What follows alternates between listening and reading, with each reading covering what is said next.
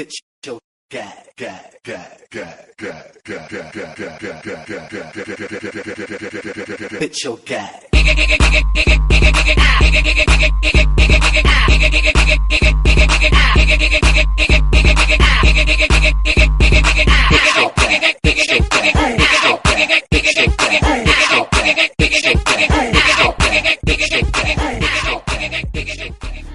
Hello, everybody, and welcome to the Talk the Walk podcast. My name is China Black, the icon, and I'm sitting here today with my brother, the amazing Runway All-American Orlando Envied. And Orlando has given me his receipts. And here at the Talk the Walk podcast, we read receipts, okay, to prove that we don't ever have to again.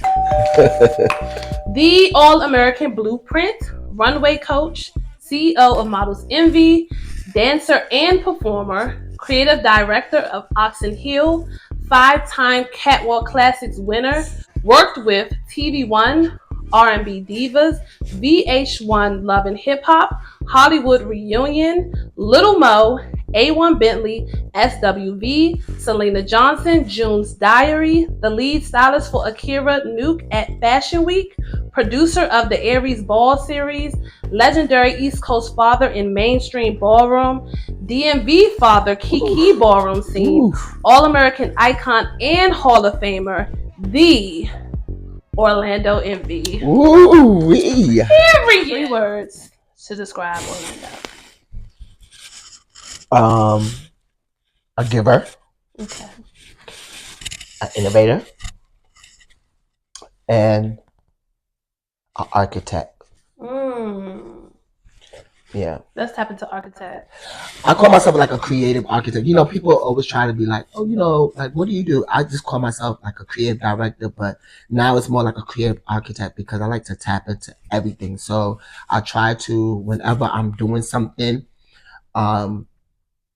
it's because it's so much of me. It's so much about me that I can tap into when necessary, from event planning to putting together a production to choreographing to model coaching.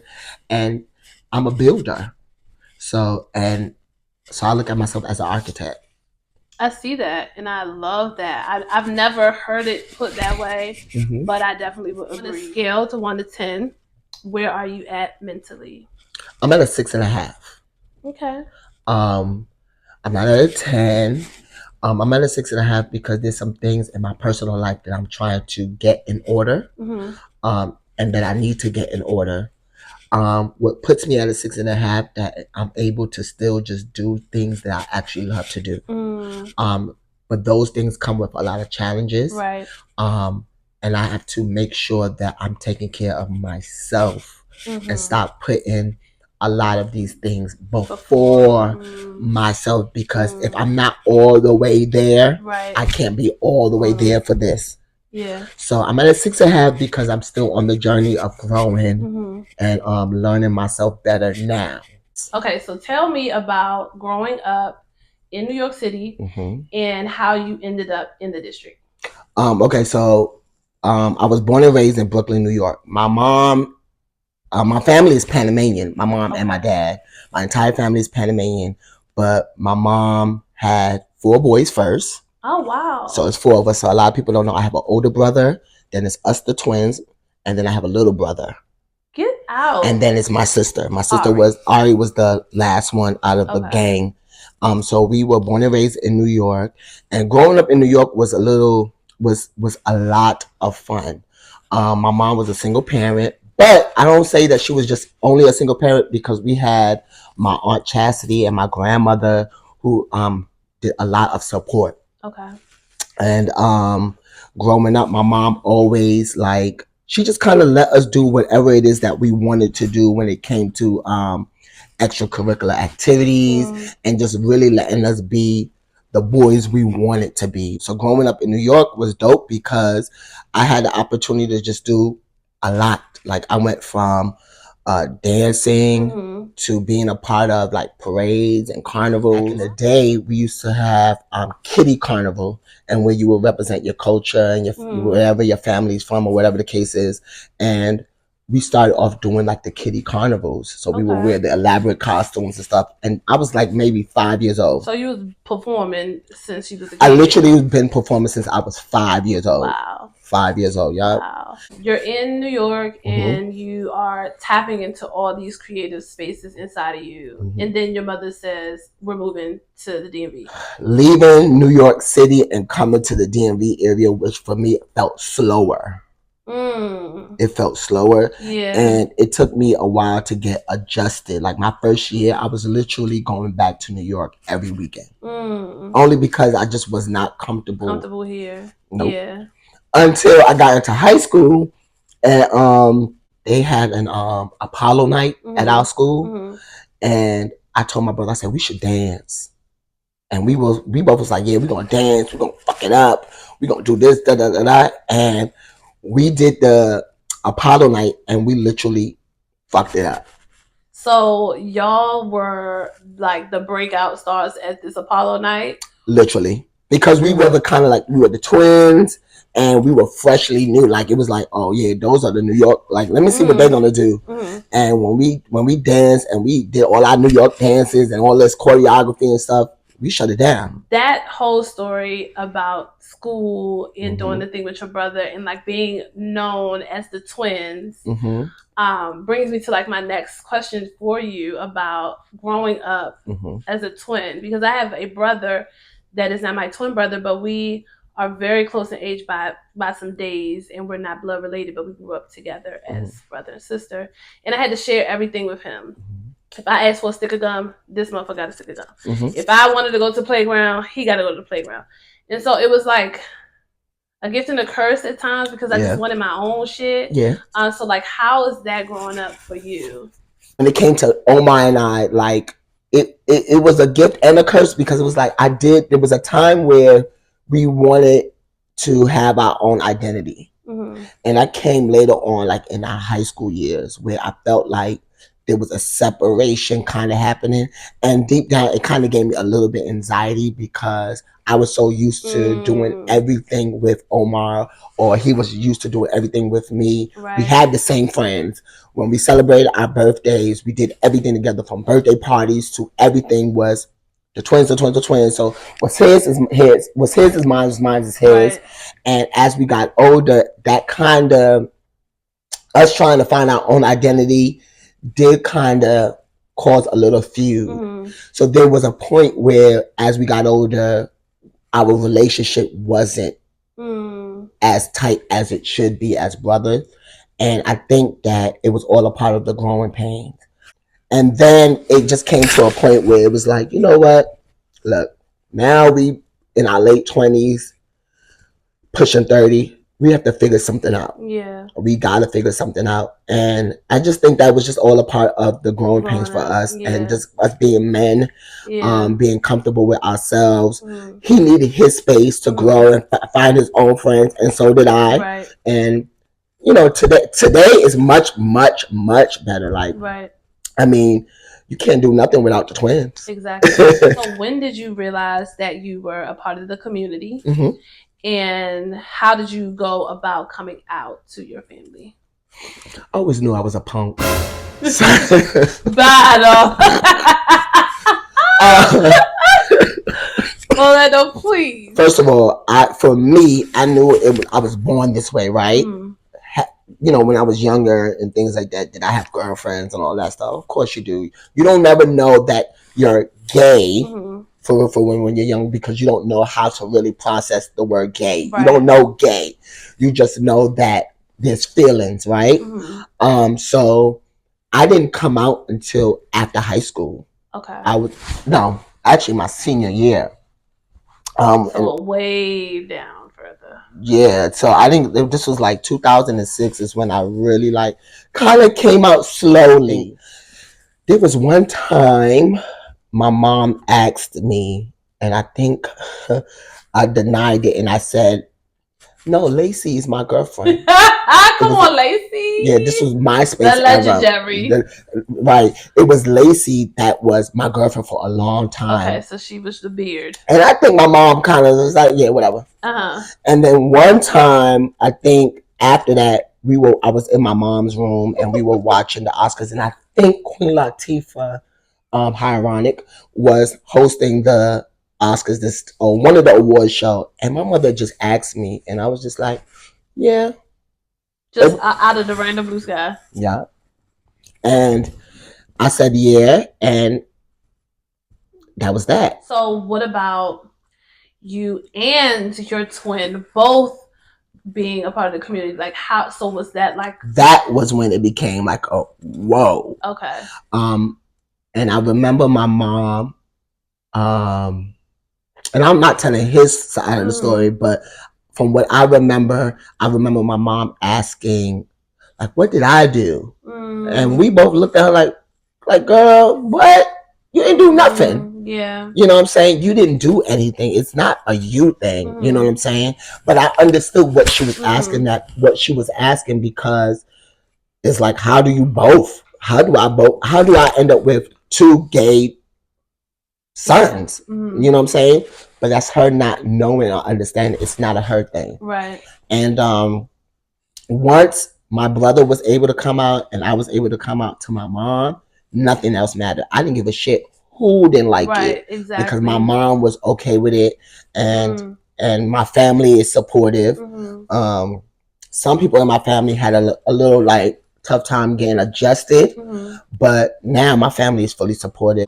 That's beautiful. And we love your mother.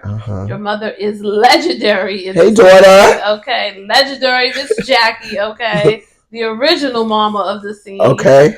But it's beautiful that she was able to foster that love for you in spite of who you love and what you love, and also just be a big pivotal part in rooting for you guys, because she's always been around rooting for you and cheering you on.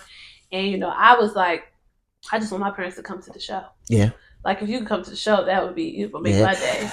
You know what? Let me be honest. Now that, and I never thought about it until honestly just now. There was a time where I felt envious of my friends when it came to the relationship with my mom. Here's what I mean by that. Their relationship with your mom? Yeah. It was more like this. But then this is where I understood, like, a lot of people don't have great relationship with their parents, right? And a lot of people don't have great relationship with their moms, whether because of the fact that they're in the community for all kinds of reasons, right? And for me, I used to be like, oh, it's not your mother, it's mine. I had that mindset for a long time. Wow. And then one day, Marcus, Brazil, that used to be an Exquisite, he said to me, Orlando, your mother plays a major part in my life. And I'm like, what? I said, just like, what you mean? He was like, you know, she has helped me because my family is not as open. Yeah. You know, and I don't mean to say his part, but what made me realize, it was just like, my family is not open to where I'm at sometimes, right? And you have to understand that your mom helps us feel comfortable, help us feel seen. And I didn't understand that. And now I understand, like, okay, go ahead, share my mother. You can share my mom, because everybody don't have that. So I do appreciate the fact that people see my mother in that light, because my mom is doing exactly what she's supposed to do, which is be a mother. So whether it's be a mother to her kids or be a mother to you, to me, that's what a mother should do. I have worked with you in different seasons of our life in the scene, but I knew that you could dance too. You know what I mean? Like it's like it's some people that have no dance experience, right? And they come into the scene and they learn how to dance. But I connected with you because you was dancing. Like, oh, this nigga know how to dance. Yeah. Okay, so let's do some stuff, whatever. So, would you say that your love for dance has been stunted being in the modeling scene, or that it's grown? Both. I always incorporate some type of dance in everything that I do. So you just have to, it's all in the details.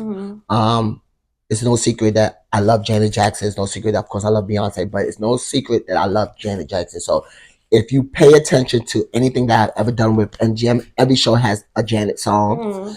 My reference is that. But I love dance. So I know you do. I love dance. So even if I have to sneak it in somewhere, and I don't care if it's 4 counts, I need something dance in it. Yeah. So I never try to stray away from that. Some of the highlighted performances that I've done, you've been in. Like, I wasn't even in this part, but you, just like fine China, and you was like out there going the fuck off before I came out. You know, I was freestyling. I know that's you so was, crazy. but that's the thing. Like, I live for people who can dance, especially men that can naturally dance. And that part that you did, it was like a with silhouette. The hat. It was everything, right? I love that. That was such a good I've show. also shared stage with you for, I don't know if it was for your actual birthday or for somebody else's birthday, and we danced together too. It was me and Ari's birthday ball. And what did we dance to? Neo. And just like working with your energy has always been very, very fun for me, because we both had that genuine love for dance, and incorporating modeling into it is always fun. But I think people don't. I like working with you because I don't think people really understand your process. Especially back then, to me, I thought you was insane. Everybody thought that. I thought you were insane because I used to be like, what the fuck? Like, what you want to do? What? Yeah. But you were really like, I knew you came up with it, and yet you processed it in your head. But then I knew a lot of time you were really just going off the and I think I love people, the Calvins, that are just able to just land it. Yeah, that so that's what. But same with you. Like, I think that's why we connected too, because you've always been a very creative, on your feet type of person as well. Yeah. So like we just clicked, right? Yeah. But I just wanted to shed some light on the fact that Orlando be dancing. And if y'all have not known Orlando to be dancing, bitch, look at the footage. Okay. How did you get into the modeling scene? Period. Okay, so I got into the modeling scene. I was in New York rehearsing for a dance presentation one weekend, and I was on MySpace. Yes, MySpace was the thing. Yep. And I believe David, the legend, the legendary the David, original best, the original, hit me up and was like, "Hey, you should audition for my company." At that time, he was with Models Inc. Once again, me being from New York, I didn't know what the modeling scene in the DMV area was really like about. I didn't know it was different groups and shit like that. So then, fast forward, I got another message from a guy named Peter, who I really look up to, and he was a part of Models Envy.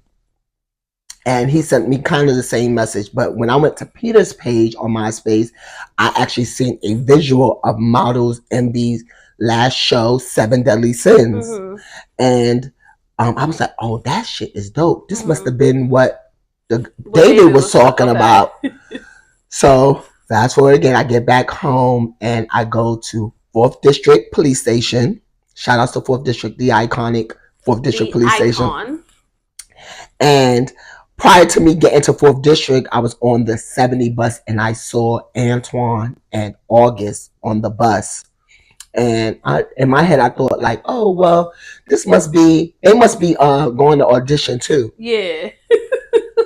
Gag. They got off the bus before me. I ended up going a little further. I don't know why. I don't know what happened, but they ended up inside of 4th District before I did. And when I walked in, they were sitting at the top of the table. And so I kind of gagged. I auditioned. Mind you, I'm like, I saw this guy on the bus. I'm thinking like he one of the models or whatever the case is, not knowing, goddamn it, he's the CEO of the goddamn company that I'm coming to audition to. But in my mind, I'm like, yo, where's David? In my mind, Never seen David. Long story short, Antoine ended up saying, hey, we're going to call you back. Thank you for coming. Boom. Left. Few days go by. And I'm like, oh, they didn't reach out to me. They didn't call me. Like, what the hell going on? You know what? I'm just gonna show up. I'm just gonna go back. Bitch, pump back to the place. I sure did, cause you had me messed up. You got me fucked up. I'm trying to figure out like why I ain't called me yet. They must have lost your number. Yeah, something happened. Like maybe it's in the wrong folder, but find it. So don't worry about finding it. I'm gonna come. I'm gonna help you. And Antoine saw me and he was like, "Come here." And I'm like, "Hey, you guys didn't call me or whatever case." And he said, "Yeah, because you didn't make the team." Ooh. And I'm like, "What? What you talking about?" Check it again. Check that other folder. Check that folder. In my mind, I'm like, "Oh, okay." So I think he saw the kind of like the disappointment, and he was like, "Just sit right here. Just sit right here." So fast forward, we go into the rehearsal. I'm sitting down. I'm just watching, and then I see this girl come in, and she got curly hair, red, orange, yellow hair, a mole on her face, felt wide leg pants, just a look, and I'm just like, who the fuck is this? Next thing you know, she's on the floor and she's teaching, and it's Jessica. Absolutely, the icon and founder. Iconic founder. And I'm like, whoa, she is. I love it. Like, to me, in my mind, I'm like, oh, I love this. So I'm watching, and as she's teaching this choreography, Neo Sexy Love, never forget it. I raised my hand and I'm like, shouldn't the count be? And she looked, and everybody just kind of like stopped and looked at me like, and she looked at Antoine and said, who is this? And Antoine looked at me, you can't do that. You can't talk. You can't do that. You can't interrupt. Like, just sit down and watch. I told you, just sit down and watch. And next thing you know, I will go by, and Antoine's like, line up. You think you got it? I said, yeah, I got this choreography. I already know the counts. I know the counts. I'm the one that was trying to tell her. Remember, I was the one. And I got up there, and that's how I joined Envied. Wow. That's exactly how I joined Envied. And it was one of I think the best things that I did, because seeing those guys and those girls at that time, the Lenays, the Morgans, the Lindsays, the Sherelles, Robin. The Jules, Robin came a little after. Okay. It was just like crazy. And then we had Rico, to me, who was just like, yeah, supermodel to me. And I was just like, yeah, I'm going to be like him. Like, he was the one that was always closing the runways. And there was one time where I thought I was going to close the runway. And he looked at me like, excuse me, sir. You go in front of me. You don't ever play with me. Don't play with me. Excuse me. And I used to be like, okay. Just for the people who don't know, to open a runway and to close a runway is probably like the best part of runway, period. If your CEO say, Orlando, go close that, you know you've made it. If they say open the runway, you know that you're the girl, okay? You know you the girl when you are opening the scene. Yeah, that means you opening the scene, that's it. That's it. And then you closing, you the first and you the last to be seen. So for me, I never liked opening because I knew I was the fastest runway walker in the world. So I couldn't lead a flood. To this day, I don't like to lead floods to this day, honestly. So that's why I just pay it. But it was a point where Rico even was just like, one day he was like, all right, go ahead. You could go ahead, close this runway for me. Or whatever, and I was just like, "Yes, I made it. I got it now. I got the stamp. Like now, I could close. Like so, then it became a thing. Like, you want to close? Nah, you could close. Like we started doing that dance because we already knew Orlando or Rico was either closing the runway. Yeah. So, would you say that Rico, like, if you had to pick one person who inspired you in the scene, who would it be? Rico is one of the people that inspired me. Okay. Rico is the reason why I walk All American. He was the first person that I ever see walk All American. Okay, give me another one. Stefan. Okay. I'm not gonna say you, because that would just be like so cheesy. But no, people like you, Calvin, Stefan, Rico, Jessica was my all-time favorite. And I think Jessica is almost like everybody's favorite because she was so much character. Yeah. It's the character. Yeah, she's the girl. It was so many people. Like, those are the people though that kind of always stuck out to me. That I was just like, yeah, I fuck with y'all. Okay, so what is your favorite Models Envied performance? Oh, China, you starting trouble now. My favorite models every performance is Scream. Okay. You sure? I think. Okay. I like that performance. I'm just wanting your favorite performance to be my favorite performance, but that's not going to be the tea. So, Scream. What is your favorite models every performance? When y'all had the girls had on those like bullet hole cat suits. Oh well, then also I like money. Oh, that okay. All right, so that's Saga Continue. That is my favorite models every show. That's when we did the Remy hair and all that. With the Saga hair. That is my favorite models every show. That Very was expensive show. Yeah, the whole money jump. Just and then it was like this little slow little walk across the fact that I remember that. Okay, it was a moment. 1,000 of us on stage. And then we had Kendall, Dorsey, who does Solange, and Nicki Minaj, and all those people here did our hair for that. It was kind because you're in Models Envy, you have established yourself there, and you also were like giving back to your high school team where you started at. Yeah. And you were doing the Oxon Hill team, period. Not even just Catwalk classes, but tell me about like how that came about. Okay, so I didn't become the creative director until 2008. Okay. And 2008 is when I started just kind of like grooming the modeling team, and I changed the name because I felt like we needed something fresh. Yeah. We needed something new. It was a new generation, and that's the name that stuck. I was like, oh, New Generation Models, NGM. New Generation Models was the name, and it just stuck with us. And so 2008, we went into the Catwalk Classic, and we won first place.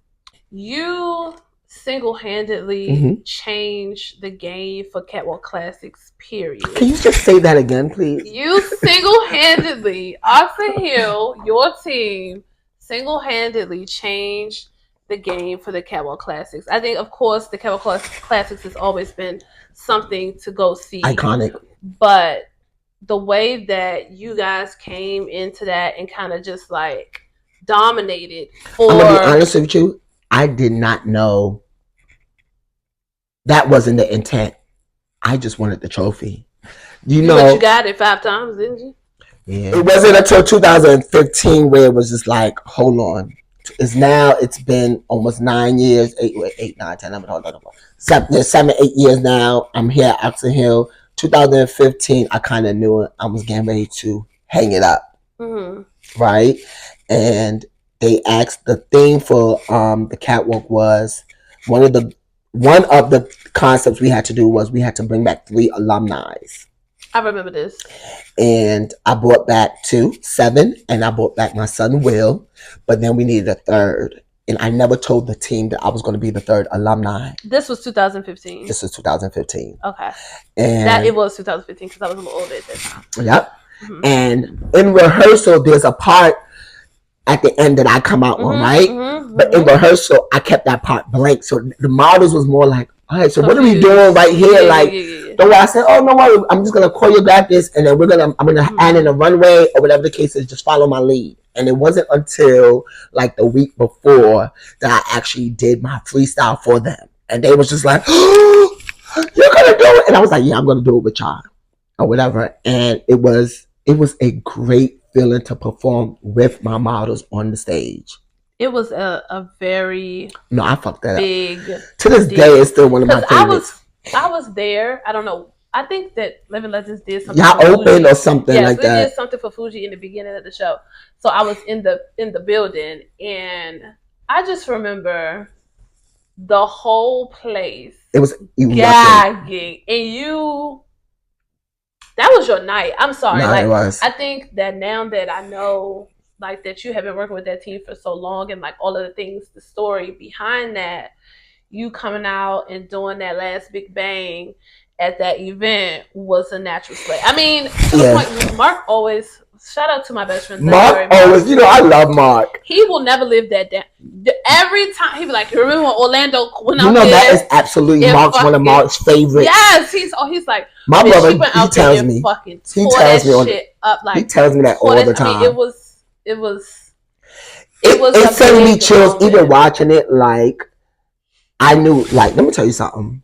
From the look, I didn't play when it comes to NGM with the looks because I think NGM was like my personal Barbie dolls, my Barbie and Ken doll, and that was the time when I was in Models Envy, but at that time, I had like I just wanted to be creative. Yeah, you wanted to get I wanted to get it all out. So I know it's like anything that I wanted to try, and I remember Lonnie B coming up to me at that catwalk, one of the catwalks, and he was like, "Whatever it is that you're doing, I want you to do. You should like do it in Models Envy." It was Lonnie B and like Bang, do that in Models Envy or do that here. So like, you were the vice president of Models Envy while you were I was the vice president. Yeah. Okay. So I definitely can see that there were two totally different fields going on. Like the fields that you were able to do there in the even the fashion shows for NGM was different. Two totally different things. But I feel like this was your baby and that it was not. You get what I'm saying? That's exactly what it was. Just watching you do Catwalk Classics in general, and then like that Natural Born Slay that happened in 2015. That's when I was like, okay, yeah, that nigga got you hasn't been a catwalk since. Being able to muse people is like one of the greatest gifts, right?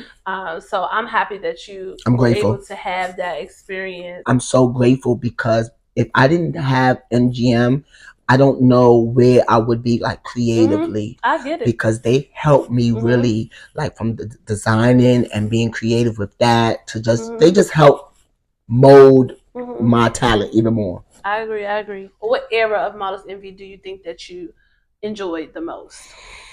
I love that era of, remember when we were doing like the La Bala Mafia era? That's when like all of the companies were like at its height, like the prime, the competition was thick. Everybody was really like growing and like really turning passionate to the fucking max. I mean, because okay, so I was in Models Inc. Around 2009, 2010. Boom. There was this infamous Bowie State that happened. And this is how passionate that we were. I won't even say we, because I was very much new into all this stuff. So I didn't know what the fuck was going on for real, if you want to be These frank. People don't understand. What I do know is I was in the back of a fucking truck on the highway, scared for my life, and Bay was like, "You gonna be alright? I'm gonna get you home." The people was driving on the highway like crazy town. People was driving into buildings, all types of.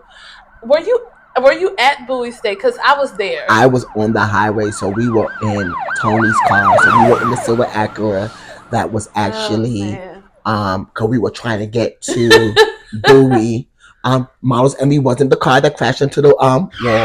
Was it or were? Wasn't. Who was it that was? It was somebody on the ink side. On the ink side, okay. But now that's not us condoning violence. No. This is a key. This is a key now. It's a key now. A decade later. But that's when rivalries were really rivalries. Right. That's when the people were so passionate about this thing that it was like we were to fight for it, right? Yeah. And like I said, I was just coming into it, so I didn't understand the thickness of whatever was going on. Yeah. All I know is that I wanted to go home. Yeah. That was the consensus, but it was just like that's if you was a moment. Yeah, that's a moment because if you was with your group, it's like you riding with your group. Regardless. And I was literally riding, literally riding with my CEO, literally with my seatbelt on, trying to figure out, I just want to get in the house. But literally, I always think about that moment because it is a big moment that happened in the scene, and it was just the passion was so thick during that time, and I think that the scene is now trying to build that passion again. There was a time in the scene where Orlando was this big deal, and we're seeing you everywhere. We're seeing you doing all of the things, and then you were gone. Yes. Right, and there was birdies, right? But this is crazy because it was very quick, the birdies, right? And it was like, oh, I think that Orlando has been incarcerated. And then it was quiet. Right. Nobody spoke on it. Nobody said anything. And then you were gone for a minute, and then you were back. And nobody asked any questions. Nobody. Well, I'm just saying from my standpoint. I got a good PR team. Sorry. Okay, the PR aided, bitch, because I heard it's a couple. That's what it gave. Yeah. Don't ask. Don't. And so it was just a quiet, kept situation, and nobody. And I'm just speaking for me. I had no idea of what was going on. So I wanted to ask you about that situation and how you were able, what happened, and how you were able to get out of the situation and back on top where you are today. I never really spoke about this situation. Not even my family went through it with me, right? But even I never really spoke about the effects after to my family members. So this is kind of like the first time I'm publicly speaking about it. So yes, I was incarcerated for about 5 months. Okay. I went to prison, not jail. I went to a prison camp, following the wrong crowd, being greedy, is what led me to being incarcerated. Prior to me being incarcerated, I was like on a home monitor for like a year. So I had a curfew from like 6 a.m. to 11:59 p.m. And I had to be in the house by midnight. The reason why you guys didn't hear a lot about it is because my friends, my best friend Danny, Damo, Deshaun, Davon, Antoine, all these people rallied around me and kind of protected me because that's what I asked for. So I went like a year being on a home monitor, and I had a curfew from like 6 a.m. to basically 11:59 because I had to be in the house at midnight. And in that process, there was things that I wanted to do. So yeah, I was still getting things done, but because I knew I had a curfew, it took a lot out of me. And it was a difficult time because it was a different thing for me to experience. But I knew that I only put that shit on myself. And I had to take a lot of accountability. During that process, I never cried. I never cried. I didn't even give myself enough time to be upset with myself. I just literally went through it. And then it was time for me to leave and actually go to prison. And that experience was a shaker. That was the first time I actually cried. I only cried twice in that experience. Having my mom release me at the courthouse, and I told myself not to look back. And I looked back, and it was a wipeout for me, because it was like having that experience, seeing my mom kind of sad, and having to like just look back and see that. I told myself I would never ever do that again. And then the second time was being in prison, Christmas. So I missed Halloween, I missed Thanksgiving, I missed Christmas, and then I came home March 6th, right a month before my birthday. And then we went into COVID. But those 5 months really taught me a lot. And in that process of me being, because I was at a prison camp, and there's a difference between a prison camp and being in regular, just like a cell. So picture yourself being on like a college campus, and a prison camp is for people that have like non-violent crimes, basically, right? And you will go to a prison camp if you have done enough time and you are in a position to go home, or you go to a prison camp if your sentence is not long. So I was in North Carolina, and it was a different experience, but I met some of the most smartest guys ever in my life. But is this something that I would brag about? No. I don't wish that on anybody. I don't wish going through the jail system and the prison system, because that's a whole process that really took a toll on myself as a man. Like just going through that process was a lot. Like being transferred from location to location until finally being settled and say, okay, now it's time to actually do the time. It was a lot.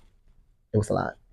So have you forgiven yourself for putting yourself in that place? I have because I had no choice.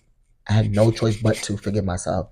And once I got to prison, it was more like, okay, so look where you at.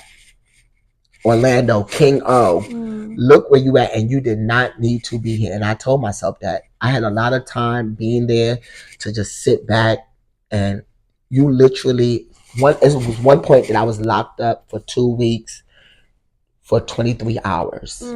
So picture being locked up in a room for 23 hours every single day. You only get 1 hour outside. All you had was your thought. I had no pencils, no paper, no nothing. This was with me going through my transit. Because you go through transit when you're being sentenced to another location. And at that point, I felt like I was about to lose my mind because you literally think about every single thing that has ever happened in your life. I had an opportunity to think about everything. Like what brought me here from birth to everything. And once I finally got to North Carolina, I kind of had a time to breathe because things was a little more open. Yeah. And I got to move around more. Like I said, felt like a campus. It's more like a campus or whatever. So I forgave myself. It still wasn't comfortable for me being away from my family for 5 months. And people be like, oh, that's nothing. You go do it.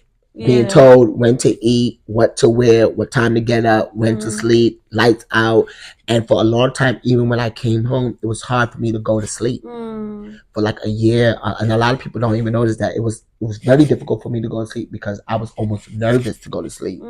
So even when I came home, I didn't like sleeping in the dark. Wow. So I always sleep with the TV on or something to this day because I was confined in a space for a while with nothing. Yeah.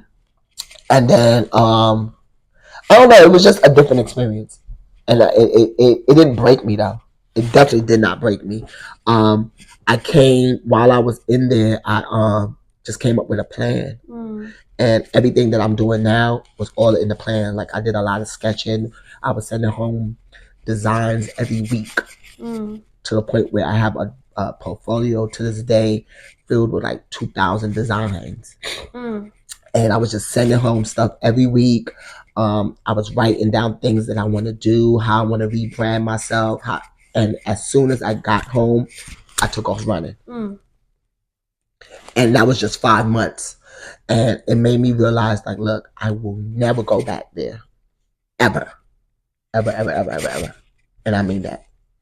I mean that. It was disappointing for myself, but I was also disappointed. I know I made my family was very disappointed, but they supported me. My mom supported me. It was nothing, because there was nothing they could do besides that. And so I'm grateful. I'm grateful for my friends that was there with me throughout the journey. And I would just tell people, like, easy money, fast money, it ain't worth it. It's not worth it. It's not worth it, because at the end of the day, all of those material things I don't even have anymore. And be gone just like that. Like that. I think I have some stuff. But no. No, but it's just not. No shade. No shade. No shade. For my troubles. But I mean, it's not worth your freedom at all, because I think a lot of times we take advantage of that. Yeah. And I was very nervous to honestly tell that story because of what people might think or say or whatever. But because of you, and you texting me and you saying, like, look, tell your story from your heart, because you never know how you might help somebody else. It made me be like, yeah, you're right, because it's not the first time. I'm not the first person that this has ever happened to. I don't care about what your judgment is, because I'm not put on earth for you. It was really a learning experience. I don't regret it though. I don't regret it, because I saw a different side of life. I saw a different side of it. Ooh. And I never thought that I would experience it because you're not prepared for, there's nobody that teach you the rules of going to jail and prison. So it's not what you think from what we see on TV and stuff. But there are unspoken rules that you are forced to figure it out the minute you land. And if you're not let me tell you something. You don't believe in God, you're going to believe that time. Find him. You will find him. And I never prayed so much in my life. So I think that's what made me so like ready. Like I was ready. When I say ready is given, once I finished crying and they closed that door behind me, I literally looked at the wall and was like, all right, let's go. Because I was good. I didn't have no issues. I didn't feel threatened. I was in general population. I didn't want to be segregated. Yeah. I wanted to be with, you know what I'm saying? Because I just knew I was ready. Like, come on, do this little bit of let's do this 5 months and get up out of here. And you had that armor. I was fully protected. Fully protected. So what would you say is the biggest thing that you learned from that situation? If it don't feel right and you know it's wrong, don't do it. Don't do it. Don't go that direction. And that's with anything in life. If it don't, we gotta start tapping into our gut for real. Our gut don't lie. Damn, I don't like that. That smells bad. That's trash. Throw the trash out. Yeah. Let's not do this. I don't like the way that feels, but I'm gonna go ahead and do it. But then when shit fuck up, then it's like we crying. Yeah. And I'm not gonna lie to you.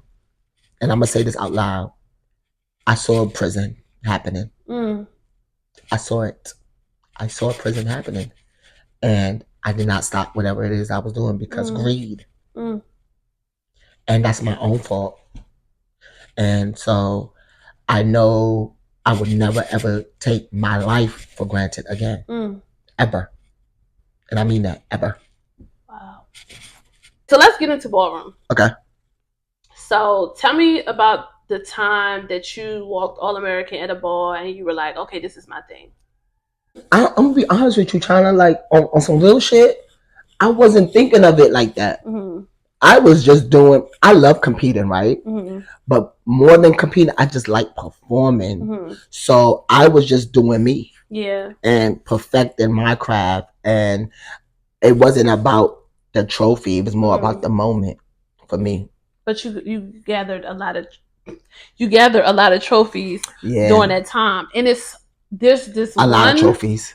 A lot of trophies. It's this one particular person that you used to battle a lot. So let's see if you know who I'm talking about. I'm gonna let you go. Barry. What did I say right there? Hold on. What did I say right there?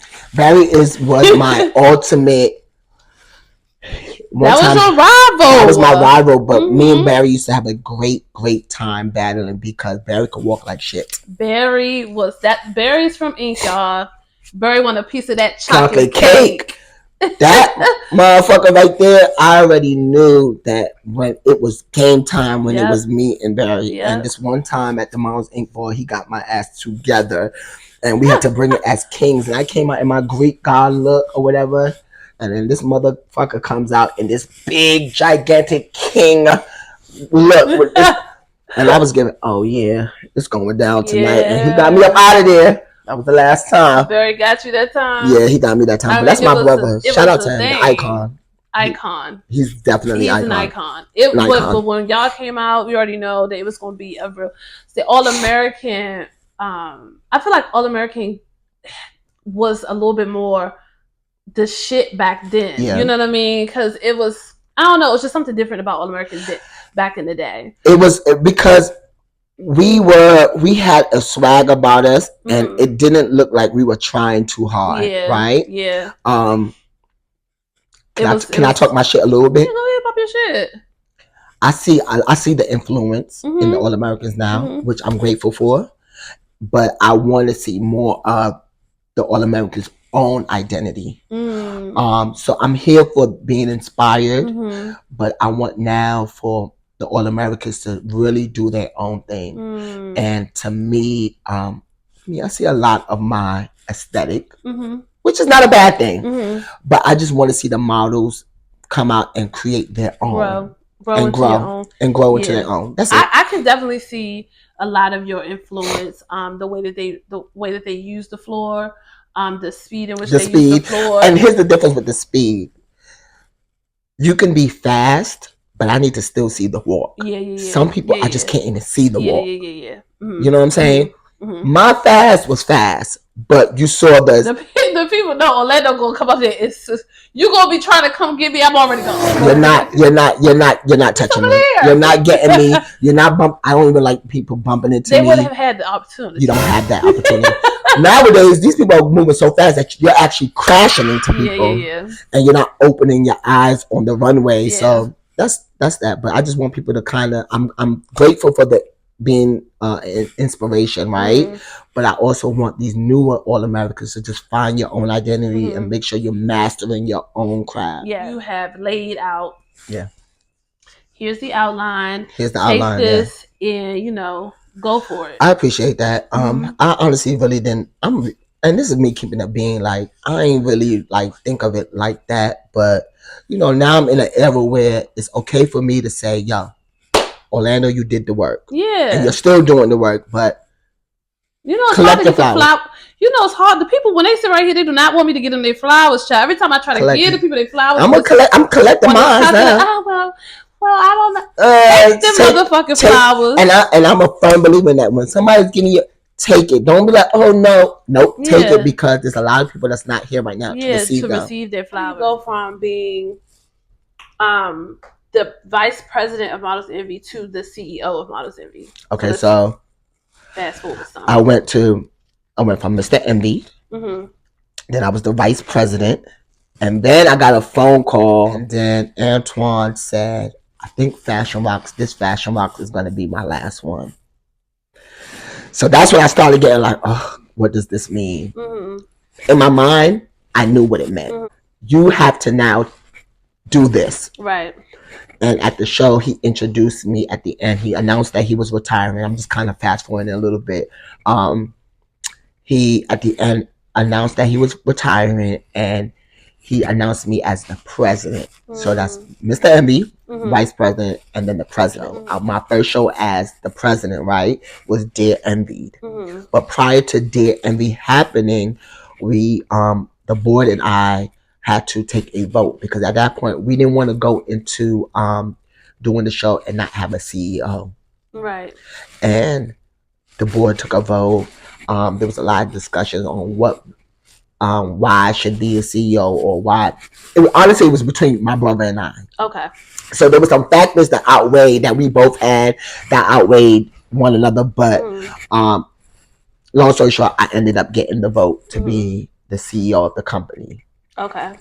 And then Antoine officially announced that at Dear Envy, that Models Envy, and it was only right for him to do it because he's now passing the torch down, right? And which was unprecedented, and there's no other CEO that has literally given up their company to one of their, and I was honored by that. I feel like your tribe is being built, and it takes time to rebrand something. Yes. Right? I think you're doing an amazing job in that rebranding, which I wanted to talk about the movie show that you did. Yes. And how that came about far as rebranding. And it had never been done in the scene. So that was like, okay, y'all are coming out strong because I'm doing something that hasn't been seen. And I think that was a very good idea. Yeah. Especially because here I am, I'm the new CEO, and boom, here's what I'm producing, right? Well, I'm going to give credit to Omar is the one that actually came up with the idea of the movie. So that whole Rated Me show concept movie was all Omar's idea. And my responsibility was, he asked me, like, can you just trust me creatively? Let me just show you. And I gave him full range to literally map out every single thing, how it was going to be done. And I want him to, I'm the CEO. Right. So I was like, okay, make me know it, because I know what you can do, but this is a little ambitious. But my brother knew it could get done. And he literally map the whole thing out. Okay. Please. I want to talk about your designs. Yes. Because you are a multifaceted person, so you have your hands in a lot of different creative spaces. Yes. So let's talk about HOK. Okay. So the name of my brand is called HOK and DJS. Okay. Which stands for. So what happened was I had my brand called House of King. Mm-hmm. That's the HOK. Mm-hmm. And then my business partner Derek Sellers, he had a brand called DJS, Mm-hmm. which stands for Derek J Sellers. Okay. And I used to be one of his faces of his brand. Okay. And he is an amazing choreographer, creative director, but he started a men's line, right? And I used to be the face. This is when I was modeling heavy. Mm-hmm. But then he also knew that I was great with styling and great with designing. So fast forward to me coming back home from prison and stuff, he hit me up and was like, "Hey, can you design me a pair of pants?" Fast forward to now, we decided to just collab and bring our brands together. Two black gay designers working together. I think we worked better together. There was things that Derek was very, very strong in that I needed. And there was things that I was strong in that he needed. So that's why when working with us, we make such a great team. How do you feel now being a part of the Hall of Fame? Like, how does it feel to be the Hall of Famer, Orlando Envied? I like that. It feels good. It's an honorable thing. To be honored by your peers. Because as you know, we all been doing this for a very, very long time. Anybody that tells you that having a status don't mean nothing, they don't. You know what's so crazy? I always see these posts and tweets and things from people. Oh, they don't pay the bills. They don't do this. Then what are you doing it for? Yeah. Okay, fine. It may not pay your bills, but there's a deeper purpose to why we do the stuff that we do. And so it's always an honor when people and your peers acknowledge you for the work that you put in and how you've changed things and how you've been able to move in this scene. So when people say it don't matter, it does matter. It matters. So for me being in the Hall of Fame and being awarded that for me holding every position in Models Envy, from being Mr. Envied, being the vice president, being the president of the company, and now the CEO, that's Hall of Fame worthy. Because there's no other male model that is doing that. Yeah. And it means a lot to me.